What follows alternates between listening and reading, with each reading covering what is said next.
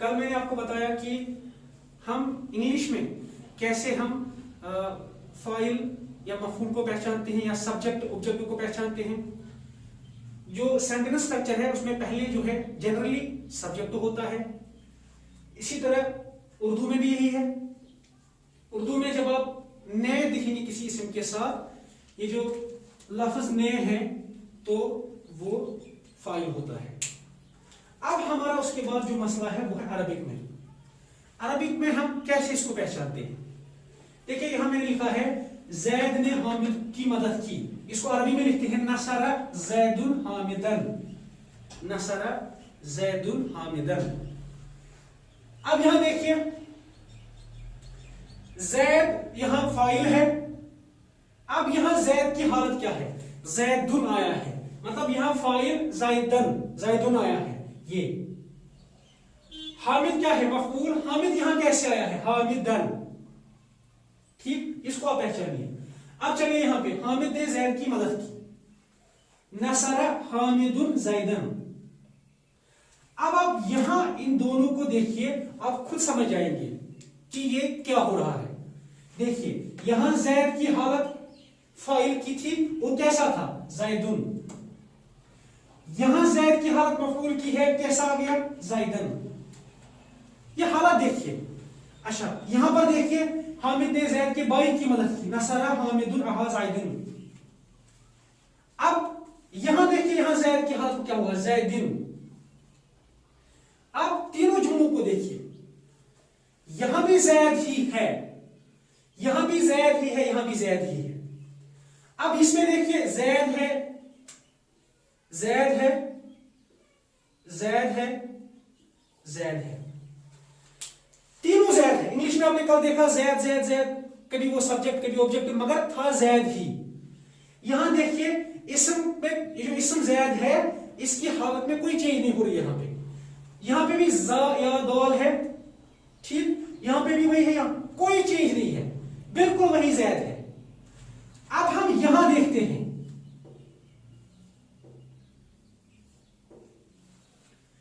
जैद, तीनों जुमलों में जैद ही है, इसकी मीनिंग कोई चेंज नहीं हुई, जैद ही है। जैद यहां पे भी है, जैद यहां पे भी है, जैद यहां पे भी है, लेकिन उसकी हालत में थोड़ी सी चेंज हो रही है।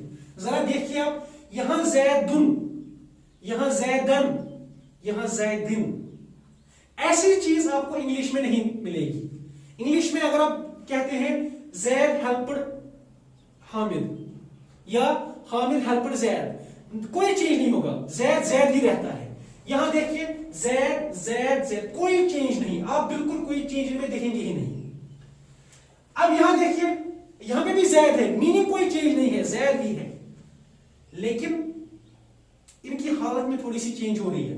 देखो यहां जैदुन है, जैदन है, जैदिन है। ये जो मीनिंग चेंज नहीं होती है, लेकिन हालत, इसकी इसम की हालत में थोड़ी सी चेंज आती है, इसको हम बोलते हैं एराब। मीनिंग में कोई चेंज नहीं, लेकिन हालत में चेंज, इसको हम बोलते हैं एराब। जब इसम की मीनिंग चेंज नहीं होगी लेकिन उसकी हालत चेंज होगी, उसको हम बोलते हैं एराब। ये देखिए तीनों जुमलों में एराब है। ये यहां जैदुन, जैदन, जैदिन, इसको हम बोलते हैं एराब। तो एराब क्या होता है? इसम की हालत तब्दील होना, मीनिंग नहीं, मीनिंग सेम रहती है लेकिन इसम की हालत तब्दील होती है, जैसे यहां हुआ है। लेकिन यहां आपको ऐसा कुछ नहीं मिलेगा, ना इंग्लिश में ना उर्दू में, यहां आपको ये दिखने को मिलता है। समझ में आया? उसके बाद ये एराब के एतबार से इसम की तीन हालतें होती है। जैसे जिन्स के एतबार से इसम की दो हालतें होती है, या तो वो मुज़क्कर होगा या मुअन्नस होगा। इसी तरह अदद के एतबार से इसम की तीन हालतें हैं, चाहे वो वाहिद हो या मुसन्ना हो या जमा हो। इसी तरह मुसरफ के एतबार से इसम की दो कैटेगरीज होती है, एक इसमें मुअर्रिफा या नकीरा। बिल्कुल इसी तरह एराब के एतबार से इसम की तीन हालतें होती है। वो तीन हालतें क्या है? इनमें से सबसे पहली हालत है हालत रफा, हालत नस्ब और हालत जर। ये 3 हालतें हैं। ठीक, तो एराब के एतबार से इसम की 3 हालतें हैं। एक है हालत रफा, हालत नस्ब और हालत जर। समझ में आया? अब यहां देखिए, जो हमारे अस्मा है, यानी जो हमारे जो नाम होते हैं, उनमें से सिर्फ 2% ऐसे नाम हैं जो इन तीनों हालतों में सेम रहेंगे। जैसे उर्दू में आपने जैद को देखा, तीनों जुमलों में जैद ही था, उसकी हालत में कोई चेंज नहीं आई थी। इसी तरह अरबिक में भी 2% नाम ऐसे हैं जो तीनों हालतों में सेम रहेंगे, उनकी हालत में कोई चेंज नहीं आएगी। बाकी जो है उनमें चेंज आती है। मिसाल के तौर पर ये देखिए, यहां हम जैद की बात कर रहे हैं, पहले जुमले की बात कर रहे हैं। हालत रफा में वो अगर जैद को लिखेंगे तो जैद कैसे लिखेंगे? जैदुन। ठीक, यहां 2 पेश है। मैंने आपको पहले दिन बताया था कि हरकत जो होती है वो जेर जबर पेश होती है, लेकिन यहां जो है पेश 2 बार आया है। अगर आप यहां देखेंगे जबर 2 बार, तो हरकत 2 बार आती है। जब ऐसा होता है 2 बार हरकत आते हैं, इनको हम बोलते हैं तनवीन। आप जानते होंगे, तो 2 पेश 2 जबर 2 जेर, इनको हम बोलते हैं तनवीन। ठीक, अब हालत रफा में इसम कैसा होता है? ये देखिए, जैदुन 2 पेश। ठीक, इसको बोलते हैं हालत रफा। हालत रफा में इसम कैसा होता है? 2 पेश के साथ, जैदुन। अब हालत नस्ब में आइए, इसम कैसा होगा? उसके लास्ट में 2 जबर और 1 अलिफ होगा। यह हालत नस्ब है। तो हालत नस्ब में इसम कैसा होगा? 2 जबर और अलिफ। अब हालत जर में कैसा आएगा? ये 2 जेर। ये है 3 हालतें इसम की, इन्हीं को हम बोलते हैं एराब। तो इसम इन 3 हालतों में हो सकता है। जैदुन ये हो गया, अगर 2 पेश आ गए तो फिर हालत रफा, अगर 2 जबर और अलिफ हालत नस्ब, अगर 2 जेर आएंगे तो फिर हालत जर है।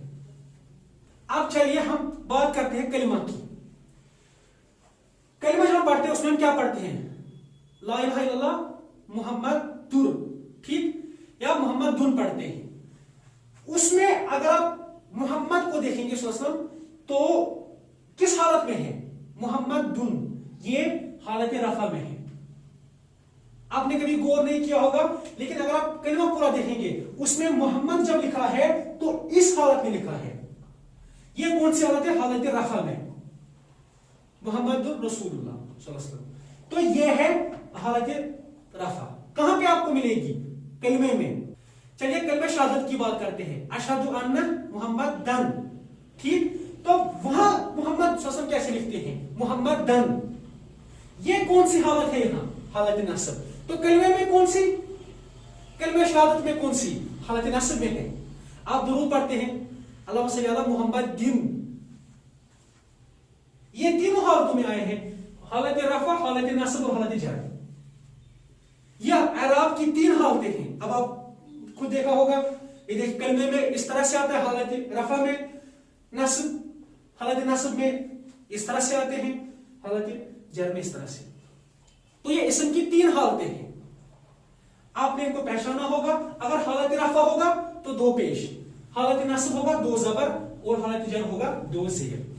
ठीक, आप इसको अच्छे से देखिए, इंशाल्लाह कल इसके आगे से देखेंगे। तब तक के लिए stay safe, stay at home. Allah Hafiz.